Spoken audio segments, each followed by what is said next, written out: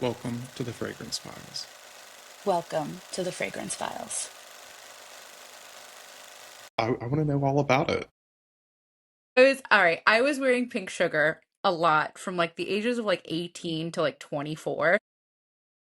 So Mishy at this age had like no clue who she wanted to be or what she wanted to be. I was in art school and then culinary school. Mostly what drove my life at this time is the need for male validation.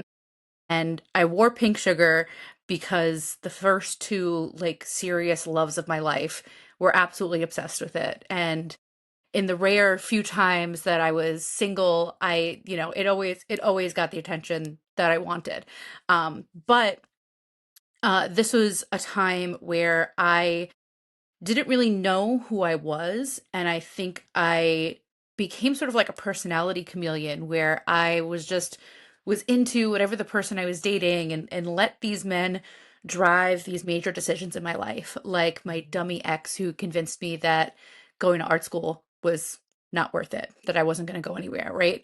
And so I keep a bottle of pink sugar, and I don't wear it anymore because it just reminds me of this point in my life. And I like once I stopped centering men in all of my choices, and especially those particular men, my life, my goals like shot forward like an arrow. So I keep it on hand and I sniff at it. I don't wear it anymore, but I keep it on hand to remind myself to always do what's right for me and be who I am unapologetically.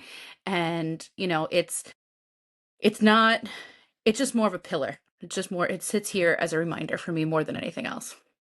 Yeah. So when you do go back and you smell it, is it more of like a disappointment or a relief or like a nostalgia? Like what comes back for you? So much relief. So much relief.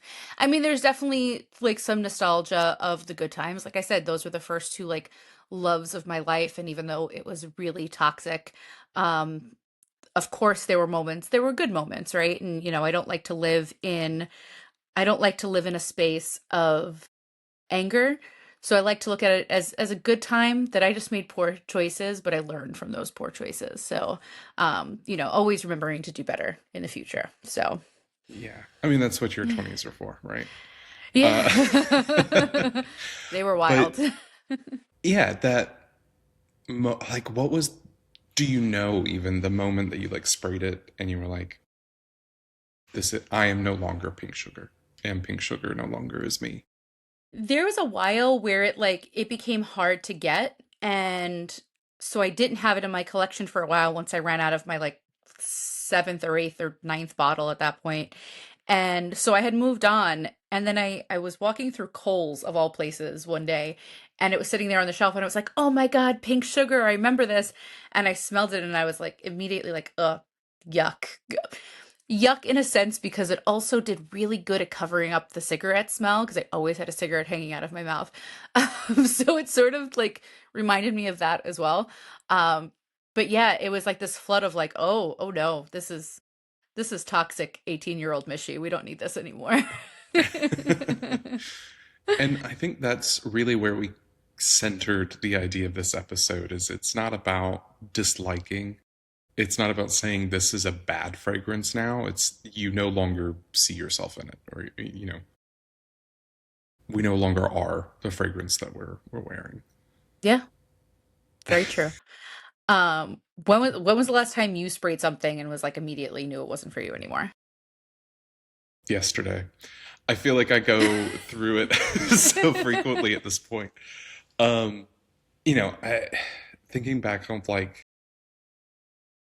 my taste has changed so much, and Hmm. then my collection has also changed so much. I have almost nothing. Like when I look at my first fragrance cabinet, even just 2 years ago, and Yeah. now, I think there's only like one or two bottles that are the same. Wow. Um, yeah. So my taste is not stable. Um, and it's not uncommon, I think, for me to pick up something and spray it and say, this isn't me today. Or this hasn't been me in a while, and I'm holding on to this for the nostalgia of it. Yeah, you are way better at letting things go than I am, I think. Yes. We'll get to decluttering, Yeah. but yeah, I mean, I have no qualms on it. Yeah. Um, but yeah, like I think yeah, yesterday would even be Yeah. the last time that this happened. Um, That makes me think, like, why do we, and we had talked about this too, about how decluttering is such a trend right now, but why do you think it is that people think that your taste should be stable? I think that's a really good point. I think part of it is the price point. Perfume is not a cheap, hobby to get into. Um, so I think there is a piece of no matter if your nose is changing or if your taste is developing or if you're at a different point in your life, uh, unless you're someone who's very fortunate to be able to just buy a perfume when you like it, people have budget and they save to invest in these perfume collections, Hmm. small or big. And I think it's a lot like no one is casually an oil painter because Yeah. oil paints are so expensive to get into. So once you have invested money in a bottle, I think it's a lot harder to say, this isn't who I am anymore because you have this sunken cost into it. Yeah. And so there is a creator right now who I'm friends with who's doing something that I think is really cool and something that people might want to think about if they're, big collectors. And that is their reason for not wanting to get rid of something because of what you invested. She's doing a net zero year. So instead of a no buy, instead of a no buy or a low buy, she's only purchasing with funds that she's earned from decluttering. And I thought that was Okay. brilliant because it's not really, we don't want to say I'm not buying anything. Like it can be really, really challenging. And what I find, at least what happened for me when I attempted a no buy, is that I did the no buy for the month and then went completely fucking ham the next month and completely invalidated what I did. But I loved that concept and I've been trying to follow it a little bit myself. It is quite hard when you work in a fragrance store that's constantly getting new fun stuff. But Yeah. yeah, I thought it was a great concept because you're not tied to it and you have that motivation to get rid of what you're really not wearing. I get that. I think similarly, this is an area I think you and I will diverge, but do you think it's harder with this idea of like the sunken cost and we have these collections, we have these bottles, when you do have that moment where you spray something and you say this isn't working for me anymore, Hmm. is that do you think harder than when you first spray something and you say I don't like this? Yes and no. Um, I think I can be pretty ruthless when I'm actually like sample things and like no, no, no, no, no. Um, but I think I can admit fairly well when something doesn't work for me anymore. I quite enjoy the process of decluttering. I think I'm more daunted by the task of actually posting it and mailing it out more than anything. But I love the feeling of getting rid of and like making that space on my shelf and like, ooh, what am I going to put there next? Oh, because it's a revolving door for you. It is, yeah, yeah. That's what I'm thinking of. So my collection has to stay in this cabinet. If it goes outside of this cabinet, I can't have it. So, yeah, make I got to make space somehow, right? One day I will be fortunate enough to have a fragrance room and then nobody can stop me. But uh no, I think I can pretty easily say this doesn't work for me anymore. I think I've done that a lot recently and kind of ruthlessly. I think initially, um, I view perfume a lot of the same way I view music. It's an emotional regulatory piece. It's like Mhm. therapy. Um, and we'll eventually, I'm sure, have a whole episode on perfume as armor. What you need. And when I had a very large collection, I think it was very hard for me to say this doesn't work for me anymore because it was tethered to this need or this memory or this emotion. And I was like, well, I'm not going to have this anymore if I don't have the Mhm. fragrance.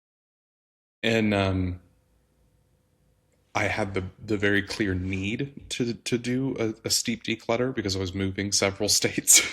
Yeah. Also this was all happening right after the election, and I felt really powerless. And I was like, what resource do I have? So when I did that huge declutter and I went from 100 and whatever bottles down to 30, I did it as a fundraiser because I was kind of in that mood where like some of it was PR, some of it I had bought, and I was like, well, the cost is gone. The money part Hmm. is immaterial to me, but like I can at least use it for some kind of good. And that was a fundamental shift for me Yeah. in holding on to bottles because now I do have a much tighter collection. I do love them all. But when I spray something like I did yesterday, and I was like, this isn't here, I don't have any more guilt on that. I can say, okay, well, someone else can love this and use this. Yeah. And if I really miss it that much, I'll buy it again. Yeah. Yeah.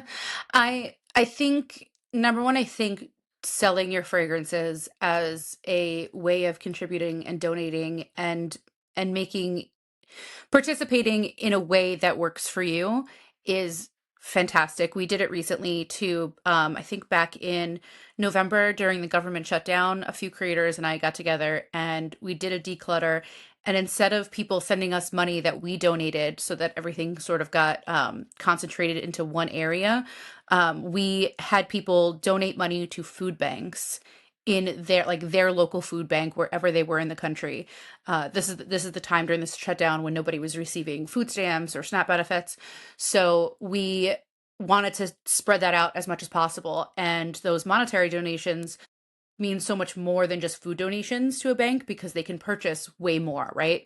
And so we had them show us proof that they donated to the food bank and then we shipped them the fragrance. And it was a small, donation in the overall grand scheme of things, but it was a way of us taking our platforms and using it to take care of the people who needed to be taken care of. And I think when I think of declutter in that sense, I'm like, this is a great tool. Why aren't we using it more? Why aren't more of us doing this somehow? Yeah, and I think, I am fortunate in the sense that like I have a very healthy perfume budget each month, even though part of my perfume budget is now the perfume podcast budget.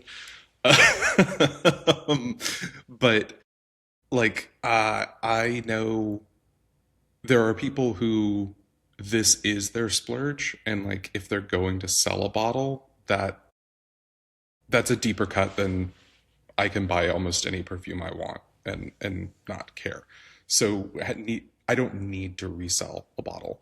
In fact, I don't want to anymore. I have Yeah. shifted after doing the fundraiser thing. I've shifted almost completely to either just giving them away or trading. Yeah. Because Yeah. I've just accepted I've spent the money. I've had my bit of joy, however long that was. I love a good trade. Yeah, trades It's are phenomenal. yeah, Yeah, I'm brainstorming this idea of like a Detroit area perfume meetup since there's no stores or anything here. And I be think that would be a awesome. good, yeah. Yeah, there's a few. I know they do one in Chicago. They're doing one now in South Florida, and there's a group in New York too that does a couple of perfume swaps. I'm like, it's just so freaking cool. Like again, we go back to this idea that fragrance is building these communities that we didn't feel like we had a few years ago. Yeah, absolutely. I mean, perfume is such a cool community. And then I also think we're a very giving community. I know Hmm. we gave a shout out to Nikki previously, but if you talk to her about a perfume or like you're like, oh, that sounds really cool, she's like, I'm gonna get you a sample box together. Like she, um, And I always feel so guilty because she is so generous with her samples. And I'm like, Nikki, let me send you things back. And she's like, no, nope, absolutely not. yeah, because chances are she either already has it or she smelled it. Like, Yeah, yeah. yeah. When you are interacting with your perfume, like I think you have a really defined boundary. This is my cabinet. Mm. Yeah. Um, how has your nose changed as you've spent more time with fragrance? I was actually talking to somebody about this recently, and I I think a couple of years ago, I was also kind of in this. I want my perfume to be powerful. I want everyone to smell me all the time. And so I got a lot of those quote unquote beast mode fragrances. And I smell them now, and they are so overwhelming to my olfactive bulb. I can't do things anymore like Jovenol or Amber Max or Ambroxan. And to me, before I'm like, oh, this is so strong, this is so good. And now I smell it and they're sharp and they're stinging and they just completely overwhelm my whole day. Like if I can smell myself all day long, I'm like, this is a little too much. Like it's making all of my other overwhelmed senses skyrocket. Yeah, I definitely get that. I fortunately have never been super beast mode, but there are days when you put on a fragrance and you're like, ooh, my Mm, bad. Not a yeah. good choice. I did that this morning. I did it and I had to change because I'm like, I love this fragrance, but I don't know if people around me are going to like the way this smells. This is from a small perfumery here in New York, and it's called Caviar Service, and it's quite heavy on the civet. This is a really cute. I'm going to show it to for those Good civet. who are viewing. It is it's a really animalic gourmand. And I really enjoyed it, but I'm like, "Oh no, maybe I shouldn't go into the office wearing this one today because I don't know if everybody feels the same about it as I do." I think that's a good point though. You mentioned like these fragrances are like overwhelming now. I have noticed the more I've been exposed to and kind of like trained my nose, and I got Cirrus's nose training kit and like actually Mhm, sit and smell through raw ingredients. I have a much more expanded palette, mhm. but it's also pretty sharp and Yeah. like not necessarily cheaper, but like amber bombs or like really screechy ingredients, I find I'm more sensitive to now than even before. Mhm. So like it's like a detail piece. Yeah, because I think those aroma chemicals sort of erase the details of a fragrance, right? You lose so much of the nuance of what's actually in it. And I know for me, like all I smell sometimes is that Amber Max. I don't get those sweet nuances of whatever florals in there and whatever, spices might be trying desperately but failing to pop through. And that's what I want. I want the nuance. I want the roller coaster of a fragrance that smells different, hours later. So, yeah, I can't do it anymore. Well, that's it makes me think I was just in New York with you and I was Loved you sick. being here. Yeah, I was sick and had lost my sense of smell and naturally, as we were smelling things, you're like, this one. And Sorry. I don't want to name names, but there was the one perfume where I was like, I'm getting something very sweet and very fruity. I couldn't smell anything else that day, but that one perfume, I was like, oh, And it was Amber Max to an inch of its life. yeah. I was like, oh, if I can smell this, how is everyone else not suffocating? Yeah. It was a lot. We actually made the same purchase while you were in New York, which I think very rarely happens. Also, partially because of the deadened nose, because I wore that last night and was like, That was a mm. choice. I love it though. I've been wearing it. We got sweet milk and it's a body oil from Skin. Uh, I love it. I will take your bottle if you don't want it because I'm gonna fly through this. I like it. It's a fantastic body oil, first of all. Yeah, if you've not experienced it, really great feeling, really moisturizing. It doesn't leave you sticky. I get really Yeah. overstimulated if I'm like goopy. Mhm. Uh, but yeah, when we were smelling that, I asked my husband Brian. I was like, "Is this good?" And he was like, "Yeah, it's kind of sweet. It's very sweet. It is vanilla, caramel, and milk." I got out of the shower last night and I put that on, and I was like, first of all, I feel a little bit like Buffalo Bill. because I'm like slathering this on and I'm like, I'm a cupcake.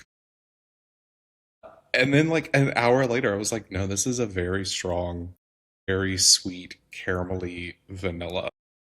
Yeah. I do enjoy it though. I like it a lot. I've never experienced a body oil that lasts that long. This is unsponsored, by the way. We Yeah, bought this with just our own liked it. money.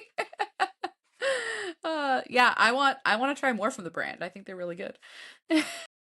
But I think that's a good point to like taste evolving is at the beginning of my scent journey, I was not a gourmand person, not a Mhm. vanilla person, not a sweet person. And now I'm like, yeah, I want to smell like vanilla milk. And I just ordered a travel size of a sweet potato pie fragrance. Like, Can we pause and stop about that and talk about that for a second? yeah, sure. So while Josh was in town, we got to smell the new luster from Alloy Studio that just launched. We're actually tomorrow we're having an event for them, so I'm really excited. And this fragrance is so good. I got to smell an early mod of this, and I immediately knew that this was going to be the one that I get. But this is photorealistic sweet potato pie, and it's, I mean, I love everything that Bryson does. This one is probably my favorite because I'm always begging for unconventional gourmands, and Bryson did it in his style. And yeah, it's the other one, Faux, also gorgeous. If you love a fur fragrance, if you want to smell it like a vintage fur coat, really like great powdery iris, feels very vintage. I absolutely love that one too. So I'm excited about this. And yeah, I can't wait to talk more about them. Yeah, I mean, Alloy Studios, black owned brand, fantastic. Not my usual style. I have not really enjoyed any of his other releases. I think they're incredibly well done, Oh just yeah. not my type of perfume. Mhm. But Luster, there's something about it that like reminds me of my grandmother around Thanksgiving, and like it's the kind of gourmand I really enjoy. It's spicy, it has layers, it has depth. I Yeah. immediately gravitated towards it and was like, do I need a full bottle? And I decided I needed a travel size. Okay. This is responsible perfume purchases. I like it. Much more responsible than me. Well, it's layers, right? Yes, yes. Although you did do some good shopping. Yeah. You picked up a lot of good fragrances. And I have some things that are moving out because those moved in. So Yeah. See? One in, one out. It works. It yeah, works. I did an inventory of it today because I was updating my Parfumo, and I was like, I have essentially because I've moved away from a cabinet. I just have the tray, and I essentially have a hot weather tray and a cold weather tray, and they each are about 15 fragrances. God, that must be so nice to not have decision paralysis every morning. Do you still get decision paralysis with your fragrances? Not as much because I'm like, if I don't gravitate towards any of these on the tray, I just come downstairs and I grab something out of my sample bag. And that's one of the few ways that I'm moving through the sample thing is I'm like, if none of these caught my attention, I'll be weird today. I'll be daring. It's risky. It's very risky. And I think that that goes back to like if you're getting rid of fragrances, what are you making room for?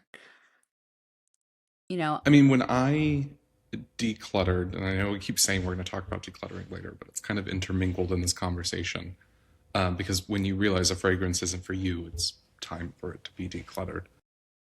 I kind of have my paragon fragrance of like a scent family or of a mood, mhm, and that's what I'm holding on to. And if I have things that are in this same family, but I know I have like my one, the other mhm. ones can go. Yeah. That's how I've kind of curated my collection, where in my cold tray, my cold weather tray, the 15 that are out currently, I have a floral, and it is like the dark amber floral that I want in cold weather. I don't need any other cold weather florals because that's going to be the one that I always want. Yeah. I have multiple of every category. There are But some exceptions. Mushroom perfumes. I have like seven. yeah. That is a large portion of a 30 bottle tray. I am, but I do the same thing sometimes. I think I like having categories of scents. I'm not really a layering person either, so for me, I know a fragrance can go if it's something I feel like I need to layer it in order to wear it. I personally believe that if I don't love it on its own, then I don't need it. I don't need to make it work. Somebody else will love it. Um, but then the other thing is there are some notes that I'm like I just decluttered Ginger Biscuit from Joe Malone. I'm like, I have so many far better ginger fragrances in my Mhm. collection. I'm never going to reach for this ever again. Because why would I reach for that when I have the ginger in like B, for instance, right? That scratches all the ginger itches for me in that opening. So yeah, it was time for it to go. And all the sales of everything that I decluttered is going to pay for my trip to Chicago next month. So You mentioned also you have like pink sugar. You keep a bottle of it. Do you feel like keeping an unworn bottle is an active memory, or is it like avoiding the change? again, I think it can be both, right? I Okay. think there are lots that I'm not nostalgic about and can get rid of. But again, there are some that I think are good memories, are good for reminding yourself, right? I think at first I had this idea that I wanted to keep all these fragrances because I wanted a library. I wanted, like you said before, I wanted to be able to go back and reference them. And then I realized that I have a very strong olfactive memory and can take notes on something or can keep a sample of something instead of an entire bottle. So um again, for me, the only avoidance is not wanting to do the work of actually getting rid of something. But um, I think it's important to have reminders here and there. Yeah, and I think there is a way to kind of like archive a fragrance. For me, I usually do if I like something enough, but that I want to have it around, but not enough to keep a full bottle. I will decant myself a 5 ml, a 10 ml.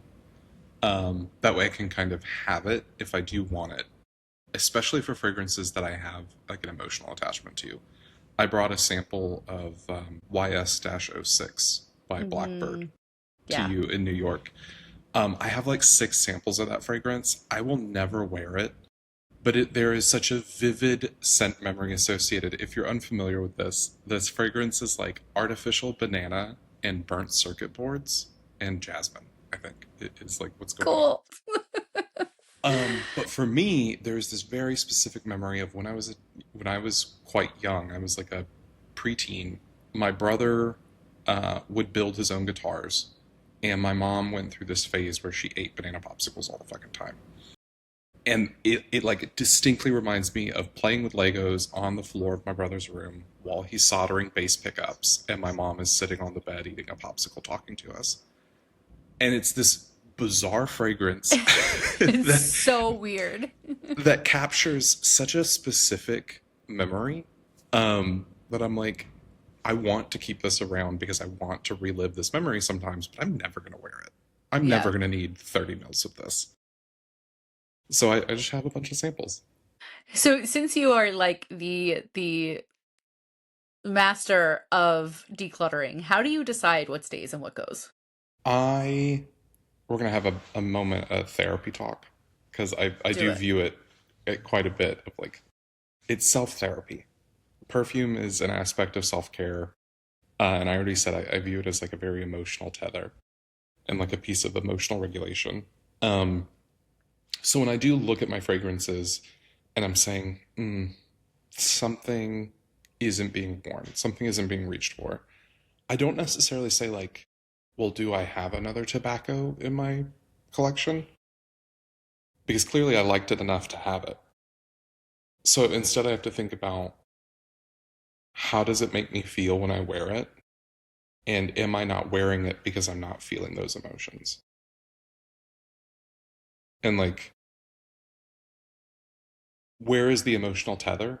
And like, Mhm. is it just because it's not me right now? Am I going to come back to it soon? Or am I not this person anymore? because we're evolving. That's a great way to look at it. Yeah. No, that's a really great way to look at it. So I think about like when I first started my collection, I was really big into aquatic fragrances Hmm. and not beachy. I really liked deep oceanic fragrances like Liquid Imaginaire Abyssus, Aesop Karst, Squid by Zoologist. Really loved dark, big, loud aquatic fragrances. And when I think back to where I was a couple years ago, I felt very untethered and like unmoored. I felt very adrift emotionally Hmm. in my life, um, not to get too personal, but like or right after I got into the fragrance journey and stuff, my mom died. My husband went to Alaska for an extended period of time. I was diagnosed with a brain tumor, and it was COVID.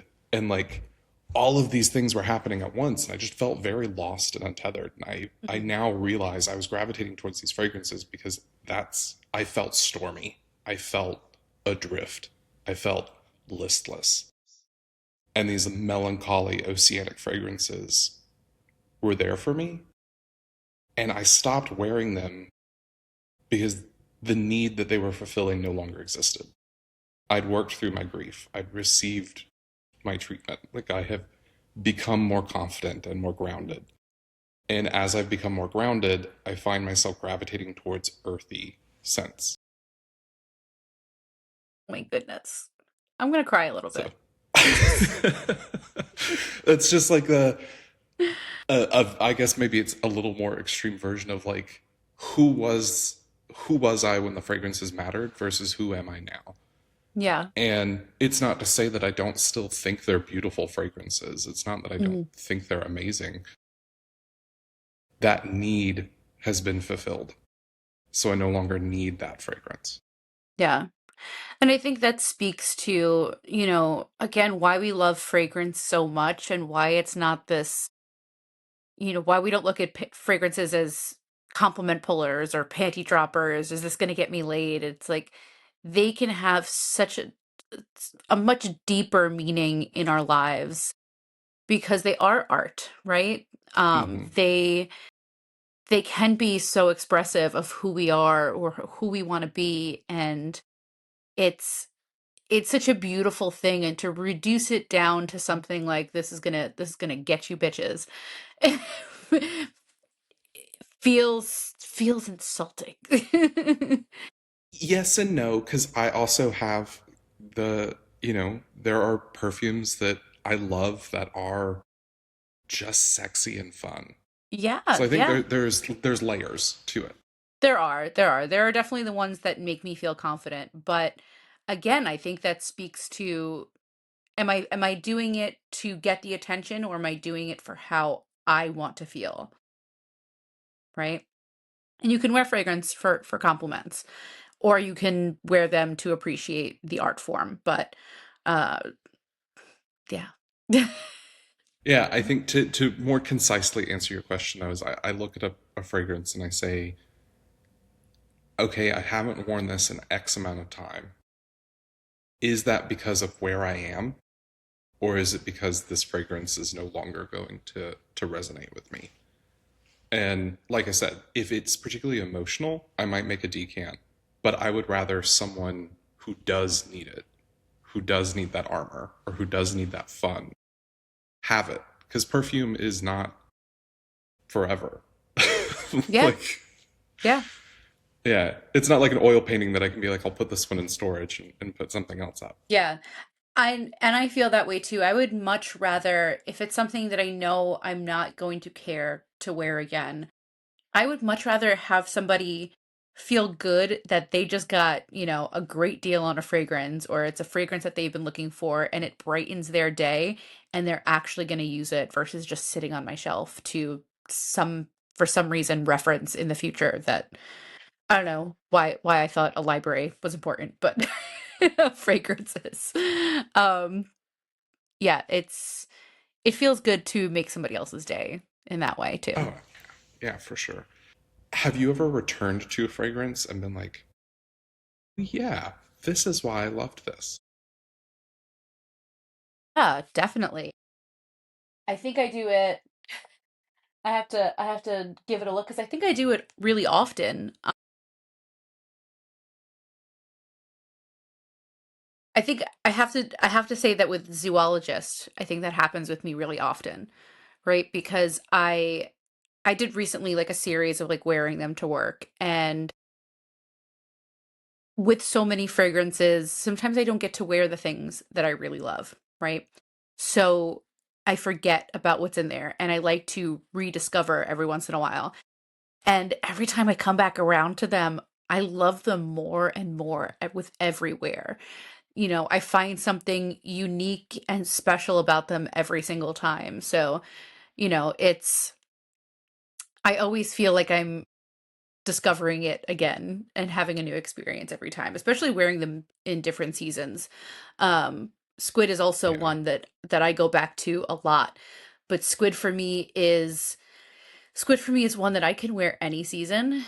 Um, but I do feel like I have seasons for fragrances. So if I haven't worn something in several months, I'm like, am I going to reach for this again once it's warmer or once it's colder out? And if the answer is probably, I won't declutter it until we get to that season to see if it actually makes it into the rotation. Yeah, I mean, I have in my will they won't they pile here below the desk, I have a bottle that was gifted actually, and I was like, I am really not vibing with this, even though it's super beautiful. It is a more summery fragrance. Let me Mhm. hold on to it until it heats up and then revisit this and decide Yeah. later. Yeah. Yeah. Then that's perfectly fine. And if you decide at that point it's not for me, it's not for you. And there Uh, are, I mean, like I said, I have been so into it. I decluttered so much, and then now I really don't have much attachment to the bottles. So, like, there have been several where I'm like, this isn't even worth revisiting. I'm not going to try to make this fragrance work for me. Let it make someone else's day. yeah. And if I miss it that much, I'll just purchase it again. So when you are looking at fragrances, what does like working for you actually mean now? Because you have a very large collection Mhm. and you work at one of the premier fragrance stores. Oh God, I work there just by the fragrance. I think no longer working for me is, again, does it suit my tastes now? Because my taste has changed so much. I was firmly a gourmands only kind of person when I really first started collecting. And I still very much like gourmands, but don't reach for them in the same sense. So I will wear a fragrance if it's something I'm considering decluttering. I will wear it on skin. And is it evoking any sort of ill feeling in me? Am I feeling a little nauseous? Am I feeling overwhelmed? Am I feeling headachy from wearing this? Because that didn't used to happen to me. So yeah, so is it a fragrance that I can no longer see myself wearing because of that? Um, has something replaced it for me? Or, I think it's important to also smell things multiple times because your nose, I mean, at least as somebody who experiences hormonal cycles, there are times of the month where a fragrance might smell very different to me and I might not like it for a little bit of time and I might go back and really like it again. But then I question, well, if there's a period of time where I don't like it, why bother having it in the first place? Uh, so there are a lot of factors that go into it. I think it's good for your taste to change. I think it's good for your taste to evolve, and it's okay to say, yeah, this is no longer what I like. I've outgrown this. For sure. I think for me, with the current iteration of fragrances I have, like I said, I view it kind of as emotional regulation, and I'm at a point in my life where I feel very like self-confident. I know what my power and my strengths are, and I know where my weaknesses are. So I'm not looking for perfumes that are armor. I'm not looking for perfumes that are sharp. I'm not looking for perfumes that are bold. I find myself gravitating towards perfumes that are actually quite soft. Hmm. I like a lot of musks, a lot of aromatics. I want things that kind of envelop me. Um, because that's what works for me now. That's who I am right now. My love of mushroom perfumes. Like I said, I like feeling very grounded, calming, which so many people say that like my voice is very calming and I bring It a very is. calming energy. So if you're hearing that, thank you. Great. And that's what I want my perfumes to bring to me is that same kind of sense of peace. I love that. And that's why I go for mushrooms. I love that. Um, what are you more patient with than you used to be? I think because I feel very confident in what I want for my collection now. Like I just said, I think I have got a very strict parameter. It allows me to just enjoy experiencing a fragrance sample much more. Because I'm not going into it saying, am I going to buy a bottle of this? 90% of the time, the answer is no. So now let me just experience the story. Let me experience the presence. Even when there are notes that I find challenging, like a white floral or like a hyper gourmand, I can just be present with the fragrance as it is and Mhm. be like, okay, this is a tuberose bomb. I hate this. But let me find the beauty in it. Let me Yeah, take a moment to see it outside of myself because I'm not yeah, viewing it in the lens of my collection. yeah. What about you? I, I think I do very much the same because I'm always evaluating things and always not only thinking about what I like and what my taste is, but what others are going to like in a sales perspective. Um, so I think I get to smell a lot of fragrances and not as a consumer, but as helping with curating a collection. And I need to think outside of who I am and what is technically good, even if it is not for me. So, that's been fun, and I think that's expanding my palette even more and making me I from in quoting our friend Yoli, my nose has become a complete whore. Yeah, I think that's such a cool approach though to fragrances. Um, and I think kind of our overall thread through this has been that outgrowing a fragrance does not erase the version of you who needed it. Bingo. Enjoy your fragrances, but also be willing to let yourself and your fragrance taste evolve because it's a big smelly world. Yes. There's so much to Um, enjoy. all of that being said, who are you today? Who have you been wearing?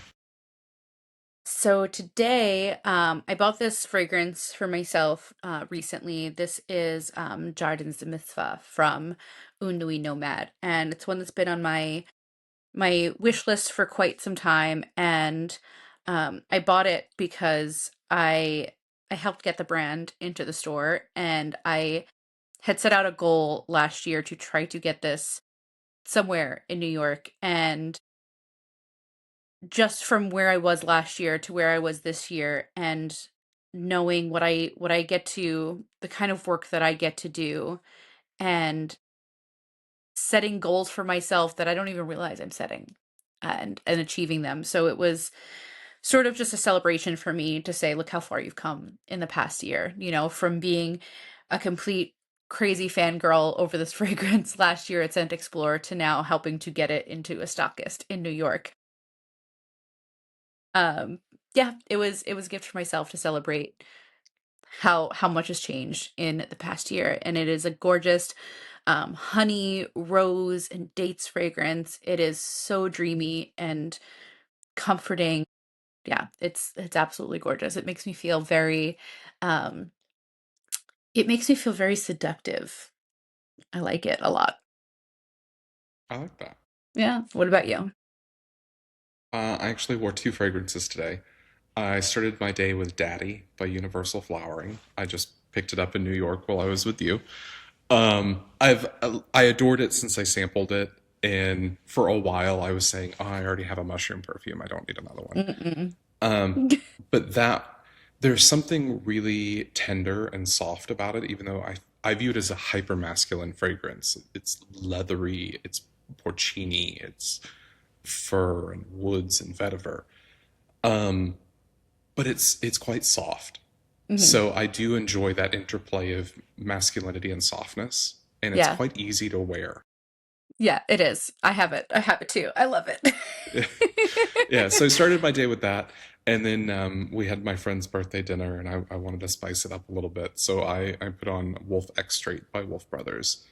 Um, Gorgeous. I loved the original Wolf. The X Straight just cranks that way up. It's Hmm. peppery, it's kind of fruity, it's got some iris, so it played well with what was left over with Daddy, but it brought some drama. I love So it. I love selling daddy to people because I tell them like, it's an amazing fragrance. And I sell it to a lot of women, surprisingly too. I own it. I think it's a really gorgeous, versatile scent. But um my story is always, think about it. You can wear this fragrance, and when if somebody asks you what you're wearing, you get to say, Daddy. I think the thing I loved most was when I was adding it to my Perfumo, I looked at the reviews, and someone's review, like their little snippet was butch lesbian at home in her workshop. I was like, yeah, sure. Yeah, the vibe we want. I love it. Exactly. Well, it is a big smelly world out there. So what have you been wearing, and what's a fragrance that no longer represents who you are? Let us know. We love you. Bye.